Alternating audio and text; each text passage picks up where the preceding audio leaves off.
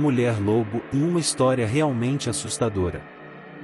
Para começar, é válido dizer que esta assustadora história remonta ao Texas do século XIX.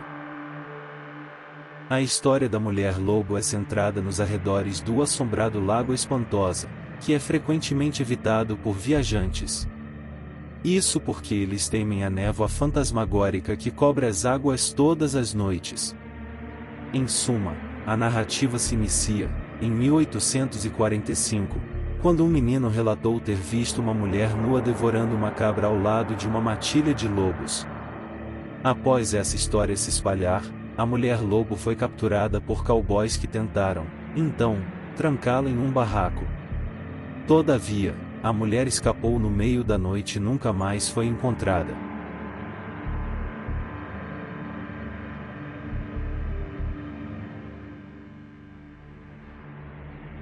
La Llorona, mulher que chora. No folclore mexicano, La Llorona, a chorona ou mulher que chora, é o fantasma de uma mãe que perdeu seus filhos. A história diz que ela vaga perto do rio à procura deles. Em suma, esse é um conto sobre uma mexicana pobre que se casou com um rico espanhol.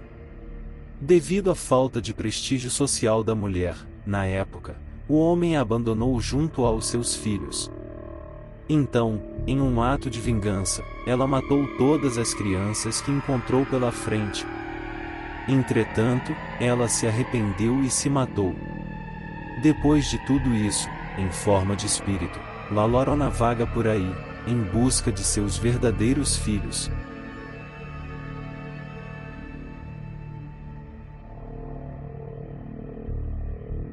Mulher-veado. A história da mulher-veado é uma narrativa moderna e assustadora baseada na mitologia nativa norte-americana. Ela se trata de uma criatura que muda de forma e que vive nas profundezas das florestas. Assim, ela aparece como um servo ou uma mulher e atrai amantes desavisados ou homens promíscuos para a floresta. Em seguida, após ela conseguir guiá-los, ela pisa neles até a morte com seus cascos.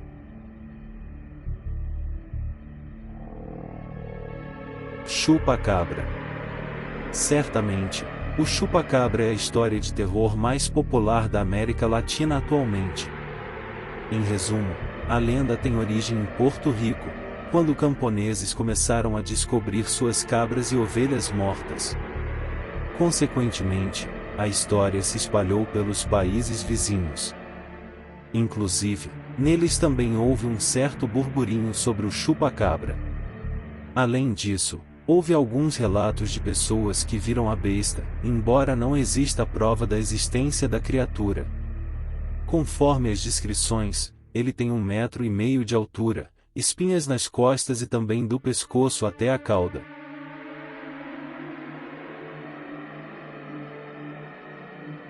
Fantasmas de Havana. Não se esqueça de contar isso em sua próxima viagem para acampar.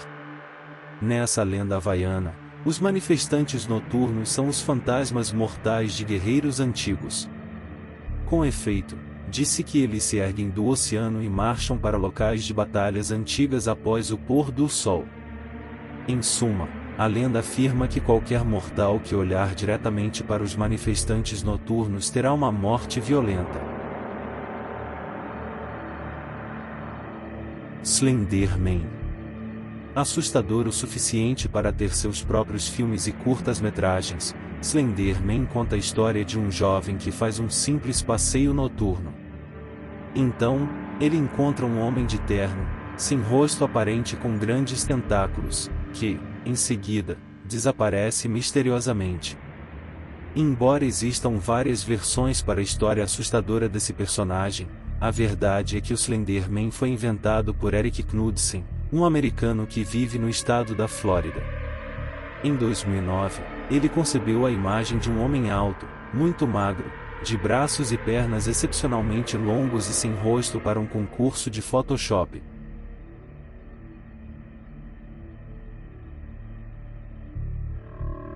Os Gêmeos Luciene.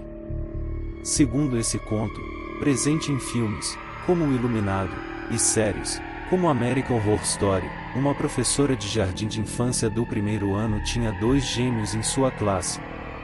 Mas, depois que um dos gêmeos morreu em um trágico acidente, o outro encontrou uma conexão misteriosa com a vida após a morte. O sétimo celeiro.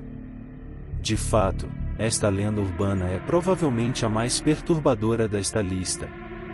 Situado em Ohio, acredita-se que o sétimo celeiro foi o local do assassinato de uma família inteira. A lenda, em suma, conta a história de um fazendeiro rico que construía um novo celeiro cada vez que sua esposa tinha um filho. Dessa maneira, a mulher estava esperando a 7ª criança. No entanto, a esposa e o bebê, filho do fazendeiro, morreram durante o parto. Assim, cheio de tristeza, o fazendeiro assassinou os membros restantes de sua família. Por conseguinte, os celeiros foram demolidos e o terreno seccionado, vendido, exceto o 7º celeiro. Disse que o 7º celeiro ainda está de pé e assombrado pelo fantasma do fazendeiro. Waldniel Osterk. Foi construído no século XX, na Alemanha, o Waldniel Osterk. Da mesma forma que abrigava deficientes físicos, também abrigava deficientes mentais. Na ascensão do regime de Adolf Hitler, no entanto, o local passou por mudanças. De fato, todos os cidadãos indesejados pelo regime nazista eram enviados para lá, como bêbados, pessoas mais fracas e sensíveis e também esquizofrênicos. Além disso, todos ali foram esterilizados. A partir de 1939, devido ao decreto de eutanásia, muitos foram enviados à câmara de gás. Inclusive, crianças que nasciam com deficiências eram enviadas para lá para morrer. Constata-se que 97 bebês foram mortos no local. Por fim, após a Segunda Guerra Mundial, as instalações passaram para a mão dos franciscanos, que, por sua vez, a venderam para o governo. O local já serviu para muita coisa antes de ser desativado, porém muita gente que passou por lá afirma escutar choros e gritos de crianças. La Maison Sanglante. Em contraste com as outras histórias de terror, essa se passa na França. Em 1968, um casal se mudou para a Maison Sanglante, no interior do país europeu. Lá, eles começam a ouvir barulhos estranhos, como gemidos e batida de panelas. Apesar de isso já ser bastante assustador, pouco tempo depois as paredes começaram a sangrar. Consequentemente, a polícia foi contatada e descobriu que não tinha nenhum tipo de morto ou de brincadeira. Em seguida, um padre foi chamado ao local e percebeu que se tratava de uma obra do diabo e pediu para demolir a casa. Por fim, quando demolida, foi descoberto que, debaixo da casa, havia 50 corpos de soldados nazistas da Segunda Guerra Mundial.